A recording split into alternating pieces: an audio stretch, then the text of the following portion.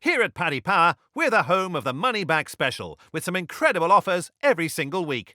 Check out the website or app today. Terms and conditions apply. 18 plus begambleaware.org.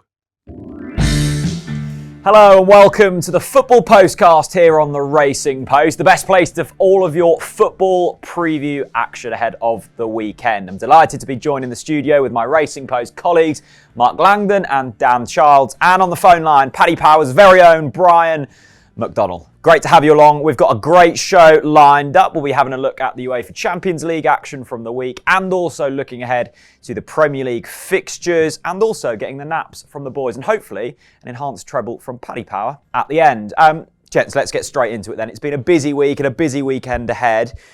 Mark, let's start with Tottenham. Do we have to? No, we do. We were speaking off air and you turned it off instead and watch something about chocolate being made? There was a great programme on Channel 4, about how you make Kit Kats. I mean, I love a Kit Kat. Yeah. So, How do you make a Kit Kat? Well, it's you use milk rather than milk chocolate. That was that was one of the key ingredients, maybe that some of the chefs have to eat the Kit Kat and then try and recreate it. So, I see. It was much better than watching the four-finger chocolate rather than Serge Gnabry's 4-goal haul. It was a harrowing, I think, experience for Tottenham fans, for the players, for the staff. I think, though, you can say that Bayern Munich's finishing was unbelievable. The expected goals was pretty close between the two teams. Not all goals are equal. Once it got to sort of 4-2, Spurs are chasing. Those 5, 6 and 7 were, I don't think, truly reflective of the game. I thought that the first half an hour was as good as I've seen Tottenham play for a long time, which is, it sounds stupid now, but after half an hour you couldn't see that you couldn't see chances. They did. I mean, Neuer made a couple of saves. Harry Kane went round him as well, and it was cleared off the line. Son was causing problems for them, but ultimately can't defend like Tottenham did, and the individual errors on the edge of the box that allowed Serge Gnabry and Lewandowski was outstanding as well to that to happen. I said last week in my Racing Post column that no way should Pochettino leave Tottenham, in terms of he shouldn't be sacked. I mean, if he decides he's had enough, then there's nothing Tottenham can do about that. And if you go back to when Jurgen Klopp left Borussia Dortmund, he was a great coach that had just run the end of the line, with that project, and maybe he feels like that. But no way should Tottenham be considering axing Pochettino, because if they do, they'll almost certainly end up with a worse manager, and Pochettino will almost certainly get a better job. And it wasn't that long ago they were in a Champions League final. They've had progression sort of almost year on year. In his 5 years here, this is the first proper bump in the road. I mean, imagine doing a job for 5 years and being that good that it gets to now before you have problems. So, look, something needs to change, but it's not the manager. Brian, did you opt for watching documentaries on how chocolate's made, or did you stick it out? No, well, as an Arsenal fan, I took great enjoyment in watching the full 90 minutes and Serge Gnabry grabbing 4 goals. So I watched it all with great enjoyment. Yeah. Good stuff. Has there been any sort of changes in the market after the results from this week? And there has been, obviously Bayern Munich have been very popular after smashing Tottenham. They're 13-2 they were 10-1 pre-tournament, they're into 13-2 now. And even the price they went off against Spurs in the match betting, they went off at 11-10. That's very short. The market obviously rates them very highly, because you'd expect a team like Liverpool to go off just the shades of odds against Tottenham. So Bayern Munich very popular. Spurs have gone out to 33s. They were 22s before the match. They're gone out to 33s. Not much change elsewhere. So I know Dan will probably want to have his say, but I think the price movement very interesting, because Nate Silver's expected goals model, the website he runs, 538, that actually has Bayern Munich, or certainly did pre-tournament, a lot higher rated than what the Champions League outright markets did. So I'm not saying his model's perfect, and I'm not saying he's absolutely right, but that might be where some of the expected goals models have Bayern Munich this season. So they will be interesting to watch. Dan, I mean, we're a couple of games into the Champions League now. Are your early kind of predictions staying strong, or are you looking at other teams now? No, there's a couple of teams that were Bayern Munich, obviously. I mean, everyone's saying how bad but Spurs played in that game, but Bayern were excellent as well. You could sort of see the game changing after half an hour. They had a good spell towards the end of the first half, he thought Spurs needed to get in at half time, and then the sign of a good side is when you're given opportunities, you're clinical with your finishing, and you don't give the opposition a chance to get back in. They were very, very good. Looking elsewhere, Paris Saint-Germain made a good start. I mean, they had a lot of injuries actually at the start of the campaign, but got getting their big players back now. I think they're tagged as a team that kind of bottles it, if you like, because they've so many times they've gone to knockout stages and still don't get through to a semi-final.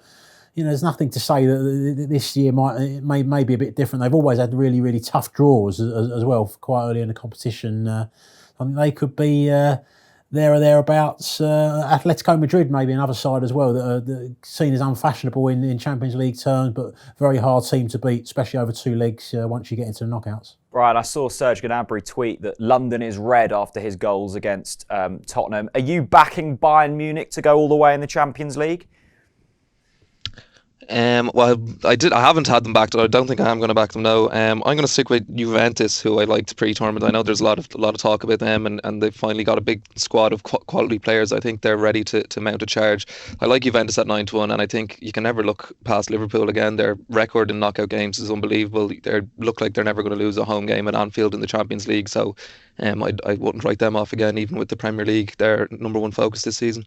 Mark, quick word on Liverpool. That was a mental game, wasn't it? Yeah. I was sort of mainly had my eye on Barcelona versus Inter, which was a lot closer and a lot sort of cagier. But, Liverpool 3-0 up probably could and should have been more, and they were on absolute cruise control. I mean, Salzburg are a dangerous team. They were Europa League semi-finalists not that long ago. I think it will be of concern to Jurgen Klopp at how few clean sheets they're keeping at the moment, and these kind of games where they've, even against Norwich, right on the opening day of the season, there was a drop-off. I know the game was won, but last season, they just looked like they were just a clean sheet machine. It's not happened as much this time around. And, I mean, it's never good to concede 3 goals at home. It's better than conceding 7, but it's still, it's not a good look to concede 3 at home.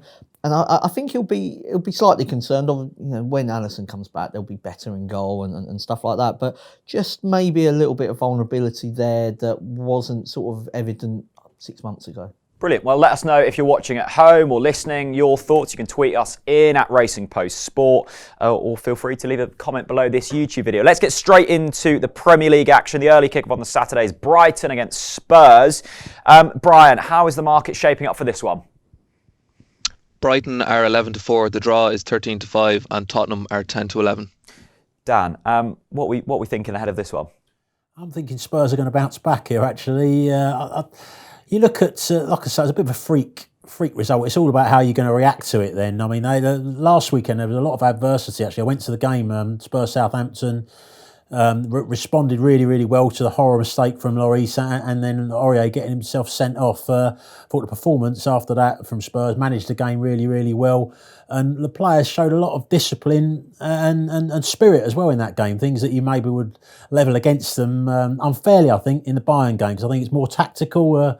You look at the way the game went. The Kane penalty, I think, is the worst thing that could have happened in a way to Spurs, because they went for the game after that, made 3 attacking substitutions and just opened up and kind of led to the disaster that followed. But there's positives there. I mean, Harry Kane is in good form, scoring lots of goals at the moment. Son looks sharp as well and will have taken confidence from his finish against Bayern. And I look on the other side at Brighton. I mean, played some good football early in the season, but they haven't won since winning 3-0 at Watford on the opening day. Now, first of all, you were looking at Potter and the style of playing, thinking, that's a positive. Now, you're wondering, is it a little bit too open? Looking at the highlights of the game against Chelsea, they were getting done by playing too much football. Chelsea were pressing them, as other teams are going to look to do now, I think, as the season goes on, and getting in far too easily. I think they could have lost that game by more goals, Brighton. They're missing Trossard as well. He was one of their best players at the start of the season.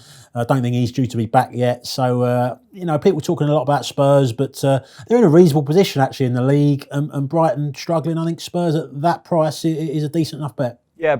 Brian, I mean, that's a good point there from Dan. All the talk will be here about Spurs, but Brighton, they've got their own troubles of their own, haven't they?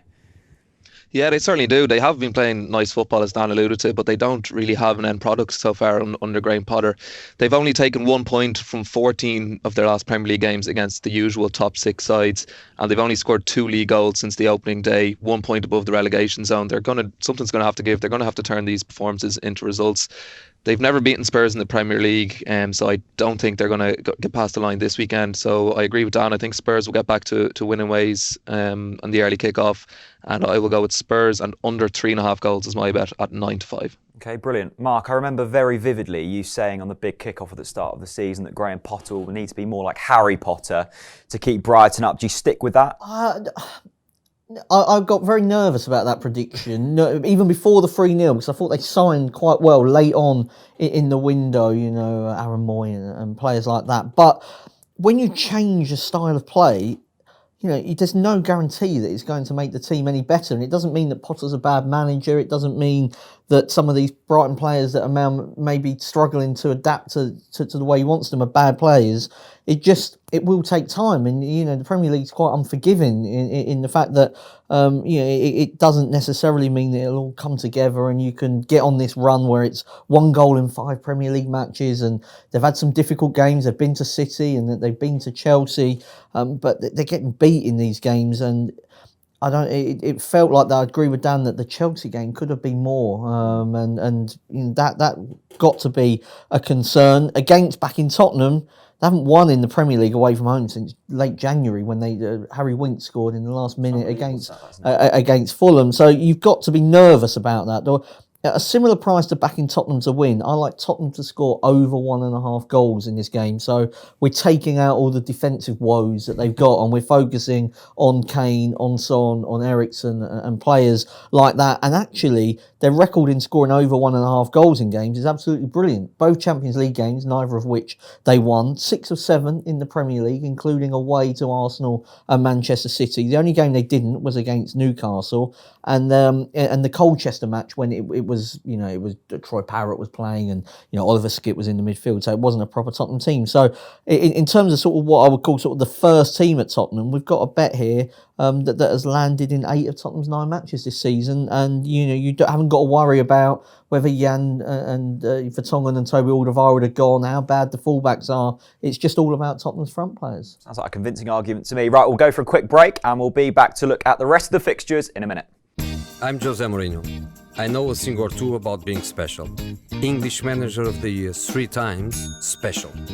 Winning the daily jackpot on Paddy Power games, not special. Understood, Jose.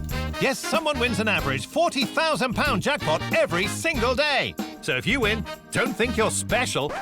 Daily Jackpots by Paddy Power Games. Jackpots must be awarded by 11 p.m. and vary from day to day. Jackpot is shared with other operators. Available on selected games. T's and C's at paddypower.com. 18 plus BeGambleAware.org. Hello and welcome back to the Football Postcast here on the Racing Post. I'm joined in the studio with Mark Langdon and Dan Childs. And on the phone, we've got Brian McDonnell from Paddy Power. Right, let's get straight into the 3 o'clock games then. Brian, we'll come to you for Burnley versus Everton for your prediction and how the teams are shaping up for this one.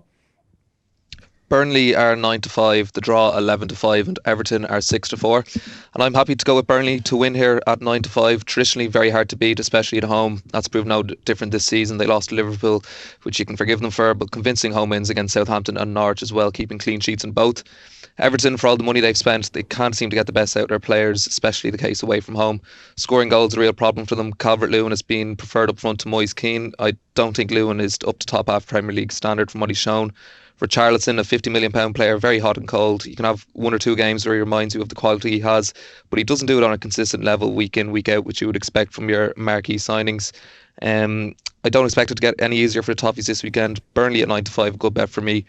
Everton just a 1 goal away from home this season. They may well fail to add to that tally here against a resolute Burnley defence. So Burnley to win to 0, 7-2 if you want something bigger as well. Yeah, I agree. Dan, Burnley have looked really good this season. They're in all kinds of trouble last season, and it's a completely different campaign for them. I have liked Burnley, but I'm going to go with Everton here. I just think they are a better side, Everton, than Burnley. I just think the way the teams match up as well. I mean, they did win 5-1 there last season, which I think is I think going to Burnley, if you've mentally got a problem with going there, it can be an issue for some sides. If you've won there 5-1 last season, that's got to be a boost. And I just think the centre backs for Everton, Yerry Mina and Keane, who's obviously ex Burnley player, I think they do better actually in physical battles against teams that load crosses into the box. So when I've watched them, the balls that slip down the sides of them, I think that's where they struggle more. So I just think they're matched up well to cope with Burnley. Got a bit more quality up front. Everton for me. Mark, do you agree? Well, I'm going to go in sort of in the middle, really. I'm going for both teams to score. Not a bet I usually like with Burnley, but as Brian was saying, they've been very good this season. Only failed to score against Liverpool, and their front two is a handful, even if you have got a couple of giants at the back to look after them. So I think that Burnley will score, but Everton created a lot of chances against Man City. And if you can create chances against Man City, you can create them against anyone. I don't care about them being weakened at the back. That's still a hard task, and I think this could be more entertaining than I would usually imagine for a Turf Moor fair. I think it's fair to say. Well, you're selling it well. Right, next game then, Brian. This has the potential to be an absolute corker. It's Liverpool against Leicester. What's the market for saying for this one? Liverpool are 2-5. The draw is 7-2, and Leicester 6-1. And Brian, we'll stay with you. I mean, Liverpool have looked convincing all through this campaign. Would you say Leicester is their toughest test so far? It could well be, yeah. It's a great shame this tie is on at 3 o'clock on a Saturday, because I think come the end of the season this could easily be a top 4 clash. Arsenal went to Anfield a couple of weeks ago and their starting price was around 11-2, so Leicester is 6-1 here. The prices are reflecting them being a top 4 team. In terms of the match betting, I'm usually quite wary of teams who play in Europe midweek. Liverpool were obviously on last night, but they've just been so impressive all season, especially at home. 16 straight wins in the Premier League. It's a phenomenal run. Fortunate to beat Sheffield United last week, but they're the kind of results you've seen so many champions get over the past 10, 15 years. Those 1-0 wins when you don't play particularly well. I don't think it's going to be easy for them. They've been giving up plenty of chances in their last couple of games. Leicester will certainly have chances here. I've been so impressed with them this season. Their squad is full of quality from goalkeeper to up top. I wouldn't put anyone off backing them for top 4 this season at 7-2, but I can't see past Liverpool for this tie. Plenty of chances, goals at both ends. Liverpool's attack to outscore Leicester, so Liverpool to win, both teams to score, might play here at 9-5. I mean, Mark, as Brian mentioned there, Liverpool 16 straight wins in the Premier League. It's ridiculous. But Leicester, on the other hand, I thought they might struggle a little bit without Maddison last weekend. But they were brilliant, weren't they? They were. I mean, they were playing against an abject Newcastle team who were down to 10 men and gave up, and there was a goalkeeping error and an own goal. Except for that, yeah. I mean, but I think that it was still a pleasing performance. It was a dominant performance. I mean, you'd seen Tottenham struggle against Newcastle. Even Liverpool had their wobbles against them, and Leicester never for 1 second looked like they were ever going to lose the game. And it was just a case of once they made the breakthrough, how many they were going to get. Mine and Brian's bet can't win this one because I'm going for under 2.5 goals. I think that Liverpool's minds will be focused on what happened against Salzburg, and this is, as Brian was saying, could feel like a top 4, top 6 battle. And I tend to think that they're tighter than you ordinarily expect a sort of just a normal Premier League game. And I looked at Leicester's results away to the big teams last season: 1-0 defeat against Man City, 1-1 at Liverpool. They lost 1-1-0 at Chelsea. This season they've already had a 1-1 against Chelsea. And then I was looking at Leicester's stats because I'd read a piece saying that they're not actually creating as many chances as what people imagine that they are, and they're actually 14th in the shots on target table, which is a lot lower, I think, than what many people would just imagine from the amount of goals they've scored. So I think they're defending quite well. I'm not sure they're creating the number of chances that maybe we just imagine that they are. So a low scoring game, under 2.5 goals. There we go. Dan, do you agree? I think Liverpool are too short here. I'm going to go for the draw at 7-2. As has been mentioned by Mark, was a 1-1 draw there last season. I think Liverpool, although they've won 16 games in a row and 7 this season, I don't think they're actually playing as well as they were. Over the crowd. I just don't think they're playing as well as they were last season. There's not been that many hugely dominant performances. I mean, thinking about the game at Southampton as a case. Sheffield United, I mean, if the goalkeeper doesn't make an absolute howler, that game could easily end in a draw. I just think, there were 2 ways of looking at it. A sign of a good team winning games when you're not playing well, or you could say, well, if they carry on not playing that fantastically, sooner or later they're going to not take the 3 points. I think this could be the moment. Leicester have also had a free week, so that's a bonus for them as well. Yeah, really looking forward to that one. The one I'm looking forward to even more, though, Norwich versus Aston Villa at Carrow Road. Brian, are Norwich the favourites in this?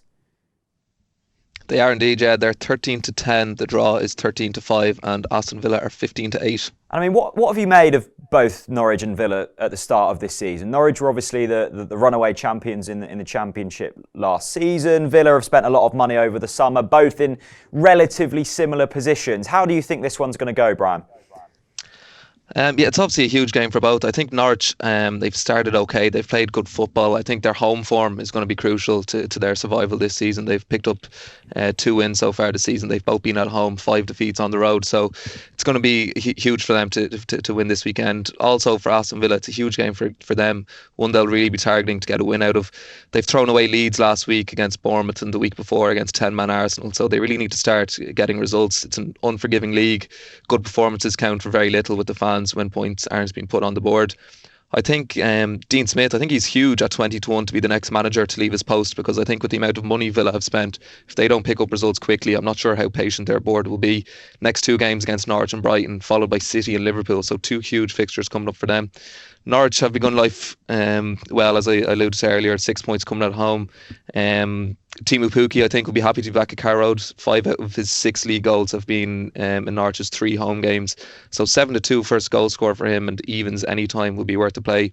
I'm going to sit on the fence. I'm going to go with a score and draw at 3-1. If you want a Villa goal score, John McGinn, 3 goals in 7 Premier League fixtures this season. So 11-4 anytime represents some value there.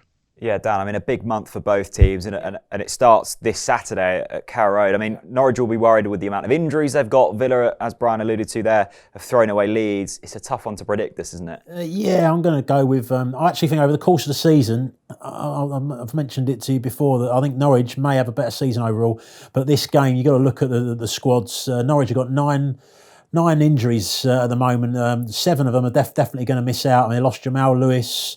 and Farman, the goalkeeper, 2 injuries in the loss at Crystal Palace. Krul's not going to be back apparently as well, so it's going to be the 3rd choice goalkeeper. McGovern playing. Lewis is a big player as well. Onel Hernandez is a big player. So you're not just losing, squad players, you're losing big players as well. And although I don't rate Villa, to a great extent, I just think, this is a great opportunity for them. I think they're a bit more solid at the back as well. I like the look of Engels, the new centre-back signing, and Tyrone Mings has done well enough to get into the England squad as well. So Villa, draw no bet for me. Don't see him losing. Mark, I mean, Daniel Farke must be wondering what he's done wrong. 2 Premier League debuts for goalkeepers last weekend at Palace. Onel Hernandez falling down the stairs at home and is out for a few months. Can they defy the odds here? Well, I mean, they can, but I think that I agree with Dan, really. I think that at the prices, I mean, this almost feels like, with the exception of 1 or 2 big hitters, almost like a team that maybe Norwich had put out for an FA Cup game or a League Cup game, and they lost the League Cup game at Crawley. And, this is a team that's, it's really unlucky what's happened. But I'm with Aston Villa. I think Aston Villa draw no bet is a safer play. If you want to be quite aggressive, I go for Aston Villa to win and over 2.5 goals, because Norwich's strength still is in with Buendia, and Pukki is still going forward. I'm not sure they'll keep Villa out. You mentioned Super John McGinn as being sort of one of the sort of stars of the sort of lower league, I suppose, at the Premier League at the moment. I think this will be a high scoring game, and I'd take Villa to win it. I did have optimism up until then. Watford, Sheffield United next. Brian, Sheffield United really unlucky last weekend, weren't they? And they'll be fancying their chances here, surely. They will do, yeah. The prices are Watford are 11-10, the draw is 23-10, and Sheffield United are 12-5. It is another hard game to call. We've a tough set of fixtures this weekend. Sheffield United undefeated in their 3 away games this season, credible draws at Bournemouth and Chelsea, coupled with an impressive win at Everton. Watford, we all know they've had a horror start to the season. Their new manager honeymoon period lasted all of 45 minutes in that second half against Arsenal, where in truth they really should have picked up all 3 points. Goal scoring a real problem for Watford, only 4 goal scorers so far this season, with just a goal each, so it's quite hard to make a case for them here at home. I'd happily side with Sheffield United, continue their credible start to the season. But for the horror mistake we were talking about earlier by Henderson, they would have been the first side in 16 attempts to take points off Liverpool. They've set themselves up extremely hard to beat while playing a good brand of football as well. A huge fan of Chris Wilder, what he's done there, the standards he expects off his group of players and the confidence he's instilled in that squad, it's clear to all. He's done done it on a budget. Huge credit to him. Happy to side with Sheffield United at 5-2. Dan, what is going wrong with Watford? There's issues at the back which go back to the end of last season that haven't really been resolved. Probably needed to sign a better quality centre back than Craig Dawson in the summer. That's and a lack of confidence really. When you start poorly, there's a fine line between winning and losing. And apart from obviously the 8-0 at Manchester City, wasn't a very fine line there.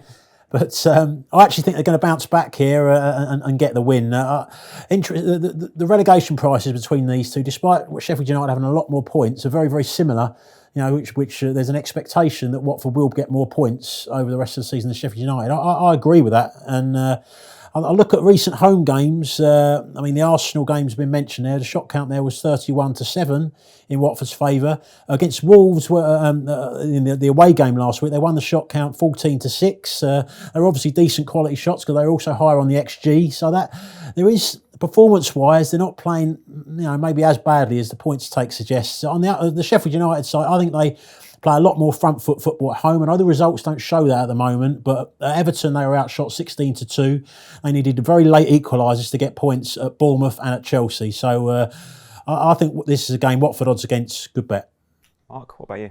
I think ordinarily, if you look at this maths-wise, I think the Watford probably are a good bet because you would take them to pick up more points over the season, and the odds would suggest that these are two teams of very similar ability without home advantage. But I do wonder about the confidence factor. Playing okay in matches apart from City and not winning. That can only go. We mentioned it right at the top with Brighton. That can only go on for so long before it will break one way. Either the performances will dip and then you're still not picking up points, or you will keep playing the same way and then you get the breaks in front of goal. I'm not sure which one it will be. I like Deulofeu to score first. He's had the most shots of any player that's not scored, I think, in the Premier League this season. So he's definitely due one. Maybe it'll come in this one, but a trappy game for me. Yeah, definitely. Right, the Saturday evening fixture is West Ham against Crystal Palace. Crystal Palace coming off the back of a win. Brian, what are the odds on this?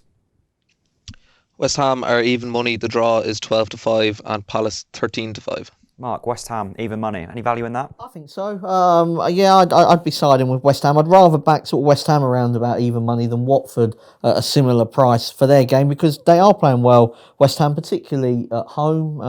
They've already beaten Manchester United. They're very comfortable against Norwich as well. Haller, it gives them a threat up front. The Anderson, Yarmolenko, Fornals quality in behind, and I don't think that Crystal Palace have got that. They've got 11 points from just 6 goals scored. It's incredible. It's sort of Roy Hodgson at his absolute best, but doesn't feel very sustainable to me. I saw them at Tottenham when they stunk the place out in a 4-0 defeat, and I thought they were getting relegated. And even now, I'm still sort of wondering. Playing Norwich when they were decimated, absolutely perfect for them. I wouldn't read too much into that. The only doubt I've got is that Fabianski, who's been so good for the Hammers, is out for a couple of months. And that, I don't know enough about the reserve goalkeeper and whether he's going to be up to Fabianski's level. But I'll take a chance that Palace won't test him too much. Brian, Palace seem to get results. I'm not sure how they do it, but they do it relatively well. Could there be an away win here? There could be. I like West Ham at even money, but away from home, Palace they tend to be better away from home. They set up well defensively at the back, and they can break teams quick. I think they're sort of like the Republic of Ireland at home. Really, they struggle to take the initiative and break teams down. But I think they are suited better to set up away from home. But I don't think they are going to win here this weekend. I like West Ham at even money. They were full value for their win against United. They find themselves 5th in the league, unbeaten since their opening day hammering against Man City. Such a potent attacking threat with the front four of Yarmolenko, Fornals, Anderson, Haller. You have the industrious Mark Noble and Declan Rice breaking up play in behind those. I think it's been a few seasons in waiting, but the start of this season, I think West Ham, they finally have a nice balanced squad with the quality needed up top to produce results. The only worry, as Mark said, Fabianski is out. He's going to be a huge loss. He's been a huge player for them over the past couple of seasons. I like West Ham here at even money. I think half-time, full-time as well is also a play at 11-5. West Ham have scored first in 5 out of their 7 league games this season, and I think they could be fast out of the blocks here on Saturday evening. So half-time, full-time, 11-5 is worth a go. Brilliant. Dan, what is your prediction lie here? Yeah, full house for West Ham. I just think they've got a lot more attacking threats. You look through Yarmolenko showing his real quality now, come back from that terrible injury and playing excellently. Anderson's a little bit more hot and cold, but got undoubted quality. Allair's had a good start to the Premier League. I'll echo the comments about the balance of the side. Rice and Noble do a good job in there. I just think with Crystal Palace, it's all about Zaha. Zaha is playing better now. He's got over that slow start to the season. But I think overall they're lucky to have 11 points. They're thinking back to the game Man United, they were battered and won. Kevin was their friend against Aston Villa, where they've handed them an extra 2 points there. I think West Ham, on the contrary, have deserved their 12 points, and I think they could go on and have a good season. The only worry I'd have with them is if they get a few injuries, what's the backup like? You think about they played a reserve team at Oxford, they got battered in the cup, but Just very quickly, on Palace's away form, because people do associate them with being this sort of, they're brilliant away from home. The Man United game was a real fluke. They were battered for most of that. And then they lost 4-0 at Tottenham and 1-0 at Sheffield United when they were a joke of a team, and that performance was horrendous. Bruce Millington, who's usually sat in that chair, he was absolutely furious. Well, he's not here. He felt I backed him. At the performance. So it actually hasn't backed up this year. The Man United win, if you actually take the performance rather than the result, hasn't really backed up that they're these counter-attacking away day specialists yet. Maybe it'll come, but we haven't seen that much evidence of it. There we go, Palace fans. Is Mark wrong? Let him know in the comments below. We're going for a quick break, and we'll be back in a moment for the Sunday games and also the panels naps, my favourite bit of the show. Everything is better when it's bigger. Paddy Power's Same Game Multi allows you to combine a number of selections from a single match into one big bet. Check out the Same Game Multi tab and get building your bet. Terms and conditions apply. 18+, begambleaware.org. Welcome back to the Football Postcast here on the Racing Post. Great to have you along. We've got Mark Langdon and Dan Childs in the studio and Brian McDonald from Paddy Power on the phone. Right, let's get into the Sunday games. Brian, let's kick off with Arsenal versus Bournemouth, shall we? Yep, Arsenal are 2-5, the draw 7-2, and Bournemouth are 11-2. Dan, Arsenal-Bournemouth, this is going to be a fascinating encounter. How do you see it going? It'll be an entertaining game. I'd fancy Arsenal to win, so along those lines, I'm going to go Arsenal and both teams to score at odds against. Arsenal very strong at home, third best home record in the Premier League last season. Started this season reasonably well. Lacazette's missed at the moment, so that takes to take a bit of the goal threat away, but Aubameyang's in great form. Ceballos will come in to start. He come on a sub, didn't he, the game against Manchester United. Just think Bournemouth, their weakness is at the back, but I think they'll grab a consolation goal. You can think about them on the counter attack with Callum Wilson's pace, Josh King. I think there's a goal for Bournemouth, but Arsenal to win. Brian, do you agree? 100%, yeah, that's my tip as well. Arsenal win, both teams to score at 13-10. Both teams to score has clicked in Arsenal's 3 home games this season, and it's clicked in all 7 of Bournemouth's league games this season. Arsenal thumped Bournemouth 5-1 in this fixture last season, so I think that's a great bet. Yeah, Arsenal win, both teams to score. If you want to have a look at the goal scorer, you'd have to side with Aubameyang at 11-4 first goal scorer. 7 goals already this season, and I think he is probably the most important player to a side in the league, as well as he's up there with Zaha at Palace. Without Aubameyang's goal this season, Arsenal will be sitting bottom of the league, and if he was to pick up any injury of sorts throughout the season, I think you'd see huge changes in Arsenal's match prices, and I think they'd struggle for top 6 without him. Thankfully, he's fit and in form at the moment, so Arsenal win, both teams to score. Aubameyang first goal scorer are my plays here. 2 of the same predictions there, Mark, but Bournemouth are no mugs, are they? No, I think if Bournemouth had a bit better mentality, I think you could give them a shout. But you get some teams that are just a bit soft. I've got Bournemouth in that category, away from home against big teams more often than not. They don't just get beat; they get absolutely pumped. And even at the Emirates in recent years, 5-1, 3-0, 3-1. I think they've got the ability to be better than that. But there does come a time when mentality plays a part, and I think that's probably one of the next steps for Eddie Howe and sort of how he develops this Bournemouth team. So I was looking at Arsenal to win and Aubameyang to score, which kind of plays, I think, on what everybody's been saying around the table in this game. But in terms of Aubameyang, only failed to score again away to Liverpool this season. Look at his Premier League sort of goal scoring form. Scored in 10 of his last 12 matches at home to soft opposition is where he does his best work. There is a slight question mark against him when it comes to sort of the really big games, but certainly not against Bournemouth at home. So Arsenal could easily finish sort of 3-1, 3-2-ish, but Aubameyang to score in an Arsenal win. Well, there we go. Great minds think alike. And Bournemouth fans, if you are to get pumped, remember about that Kit Kat documentary. Get on it. Next game up, Man City versus Wolves. Brian, assume Man City are clear favourites here. Absolutely, yeah. 10's on, 1-10, the draw 9-1, Wolves 20-1. I mean, Wolves certainly haven't been helped with their Europa League campaign, have they? Do you think they could possibly do something here? I don't think so, no. I think City will win comfortably. Wolves are praised and they had some great results last season away from home against the top six, but their thin squad has struggled with the Europa League this season. They've had a draw and a loss in their league ties after Europa League games this season. They're away in Turkey tonight, so long travel will mean they won't have much time to prepare for a league game Sunday, and it's probably the worst fixture really you could pick to play after an away Thursday game. City were obviously in European action as well, but they had it 2 days earlier. They were at home. They have luxury of strength and depth in their side. Sterling didn't start on Tuesday, so expect him to be back in the starting 11, 3-1 first goal scorer. We seem to tip him up first goal scorer every week on this pod, but I think it is a play here for him to score 2+ goals. We have it 16-5 as well. I wouldn't put anyone off that. City on the -2 handicap as well for an even money shout. I think a tired Wolves side here could be in for a long afternoon. Dan, I think there were accusations last week that you'd been drinking after you went against Manchester City. Your tip didn't come in. Are you going against City again? No, I'm not. I thought, in that game against Everton, there was a time in the game when it's 1-1 and it was balanced, and it could have gone either way. You'd expect it more to go City's way, but Everton had the chances, didn't they? So, I'll stand by that 9-1 tip. But here, I would have looked actually to get with Wolves on the handicap if it weren't for their trip to Besiktas. They do better against the bigger sides, and the big worry with City at the moment is De Bruyne, whether he's going to be fit or not. I think he's a doubt for this game. I think they missed him against Zagreb. He is, and they've got lots of good players, but his delivery into the box and his eye for a pass is they're just so much better with him in the side.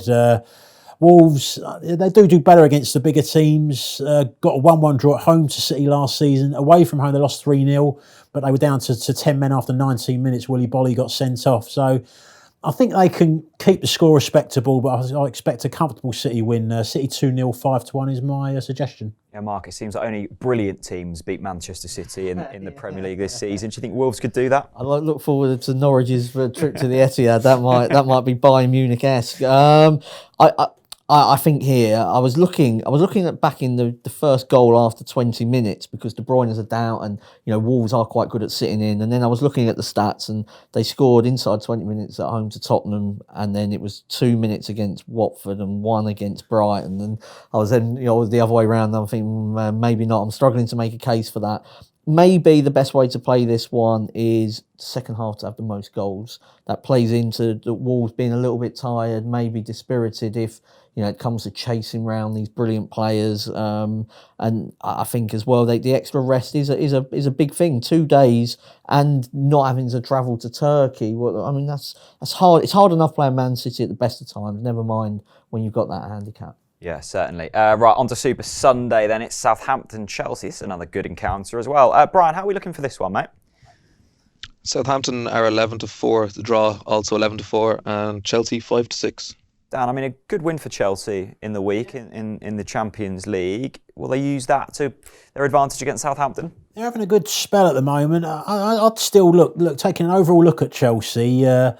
They're on 11 points at the moment. There are a lot of good things being spoken about them, but they're statutory 6 points worse off than at the same stage of last season. So there is a drop-off after Hazard leaving. You've got issues with the midfield is not at full strength with Kante's only played once in the last 6 weeks. So that's a negative. I think Southampton, I quite like them. Maybe an outside shout at getting into the top half if things drop right from with injuries. I think against Spurs, they played better when it was 11v11 than when it was 10v11, strangely. But they got threats up front. Redmond, Ings has got 3 goals in the last 2 games. Just think they'll be competitive, and the draw looks a reasonable bet to me, 11-4. I mean, Brian, Chelsea fans are buoyant at the moment, aren't they, under Frank Lampard? An away trip to Southampton is never easy, though. Will they overcome that and come out victorious? I'm not sure. I wouldn't be too happy to back them at odds on, especially after a midweek fixture. I know they were away. They were only in France. It wasn't too far. They did get the win, so good for confidence. I'm not sure which way this one will go. It's a tough fixture for Southampton. You know, they've only have 1 point from their opening 3 home games. Their 2 wins were against a Brighton side, who were far the better team on the day, and down to 10 men for over an hour, and away to Sheffield United, who were arguably the better team on the day as well. Their most lively player this season, when being introduced, has been Gineppo. He's out with injury. They have 3 strikers in Che Adams, Danny Ings and Shane Long. They've 2 league goals this season, between 16 appearances between them. Both of them are for Danny Ings, as Dan alluded to, but he was gifted one last week when Laurie dwindled on the ball on his own goal line. Chelsea kept their first clean sheet of the season last week against Brighton, but only Watford and Brighton have conceded more goals than them this season. I like Tomori since he's come back into the side. Chelsea have looked a bit more assured at the back with himself and Christensen rather than Zuma.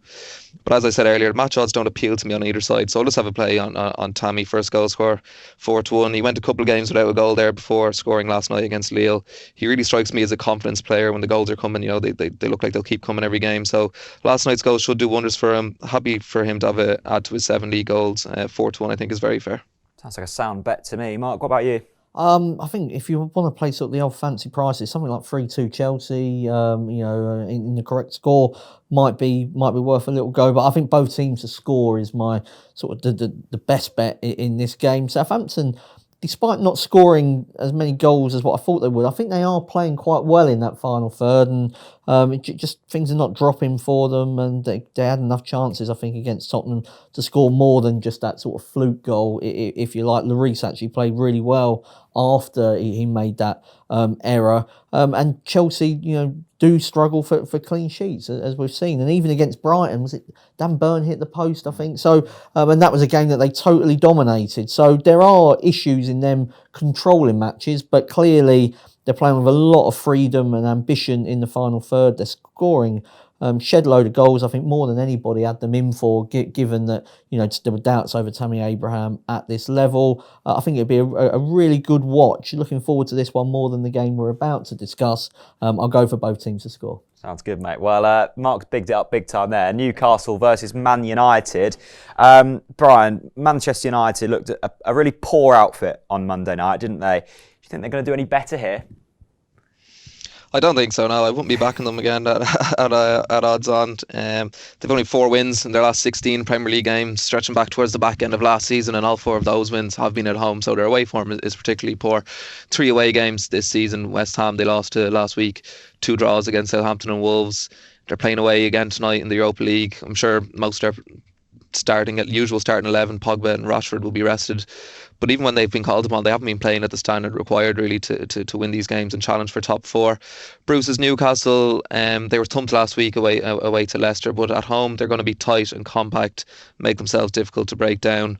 3 home games this season have produced a grand total of 3 goals between them, for and against. So they have problems going forward. Their record silent Joelinton, he's finding it a bit difficult to adapt to the league. They've brought back Andy Carroll. It's difficult to know if he's still at Premier League level. So I see this being a low scoring draw, maybe 0-0 or 1-1. So I'll go with the draw and under 2.5 goals at 3-1. Dan, I felt almost quite sad watching Manchester United Arsenal on Monday. It was 2 big clubs, and it was just such a distinct lack of quality, wasn't there? I mean, yeah. Newcastle not much better. Gave me a lot of hope, actually, because I'm worried a lot about Spurs, and I looked at two of the rival clubs for the top 4, and it made me a little bit cheered me up, actually. Until Tuesday night, yeah. But no, I'm going to go with a draw here. I've not got a great deal of positives I can say about either side, really. I mean, Manchester United, their most dangerous attacking player against Arsenal was Scott McTominay, the holding midfield player. Who, to be fair to him, he's I think when he came into the side, I wasn't sure about his ability. He's improving all the time and doing well. He almost got a second goal, didn't he, with a header. He probably should have scored the header, actually. Great strike for his goal. But no, I mean, they're going with this Rashford. I mean, is he fit at the moment? I mean, he didn't look right, did he? Same with the game against West Ham, where they lost and were dreadful. Just struggle to see where their goals are going to come from, and I struggle to see where Newcastle's goals are going to come from. So when you throw that into the mix, the draw is always a big runner. So I'll go with the draw. Mark, I mean, the way Newcastle defended last weekend isn't going to give them much hope. And I suppose the one positive at the moment for that Manchester United attacking line is Daniel James. Really exciting. Enjoyed watching him at Swansea last season. Could he be the difference? He could be. I mean, I think that both teams are a tactical mess at the moment. So it could come down, probably will come down to individual ability. And that's where I just side with Manchester United. You know, Dan James, as he has done a couple of times already this season, can put one in the top corner from 20 yards. We know that Rashford, even though he's not fit, has got that in him. Lingard hasn't shown much for a long time, but maybe a one matter. They have just got a little bit sort of that little bit of quality that may decide the game. When you look at Man United versus Arsenal, you see two teams with very similar ability. Arsenal won 1-0 up at Newcastle with that one bit of quality from Aubameyang. And I think Manchester United to win 1-0 could be the play here. No more than one goal for Manchester United in their last 8 games. We're speaking, of course, before the trip to Holland to play AZ Alkmaar in the Europa League. Newcastle are bottom of the shots on target with 19 this season. Steve Bruce, unsurprisingly, never managed to beat Manchester United as a manager, and he punished the players, gave them a foul-mouthed tirade on Sunday after the abysmal, what he called a surrender, and he punished them by giving them Monday off. Sounds good to me. He cancelled training on Monday as a punishment. They've got obviously a few players missing, Shelvey and Isaac Hayden, which I think would be among their first choice midfield. So I don't really see where a Newcastle goal is coming from. It may just take one moment for Manchester United to get the points. Wouldn't back them odds on, maybe just enhance that price with a 1-0 correct score. And that's why it's called Super Sunday. Any other fancies, Brian, for the weekend, mate? I have a couple in the football league and the lower leagues. Yeah, I think if you listen to the EFL preview pod before the start of the season, I tipped up Northampton to get promoted. They had a very slow start, but they've beaten Plymouth and Newport County at home recently, and they're starting to get results. So I think they're a good bet at even money at home to Leyton Orient. If you go down to the National League, Yeovil have won their last 7 games on the trot, and they're up against a Hartlepool side who only have 3 points in their last 5 games. So a bit of value there on Yeovil away from home at 6-4. Brilliant. Dan, I think Brian's had a quick sneak peek of the Acca backer. That's available on the Racing Post YouTube channel. You fancy Northampton as well, don't you? Yeah, I fancy Northampton against Leyton Orient. Leyton Orient, no winning 7 at the moment, still under Ross Embleton, has decided he wants to go back to a coaching role, but he's still in charge at the moment because they haven't selected a permanent replacement. Something not quite right there at the moment with the performances. Got a 3-3 draw at home to Port Vale at the weekend, but sounded like they were lucky to get that result. Northampton, 4 games undefeated at the moment. Could have easily been 4 wins as well. Conceded injury time goals at home to Crawley and away to Morecambe to deny them victories in those games. So Northampton would be one.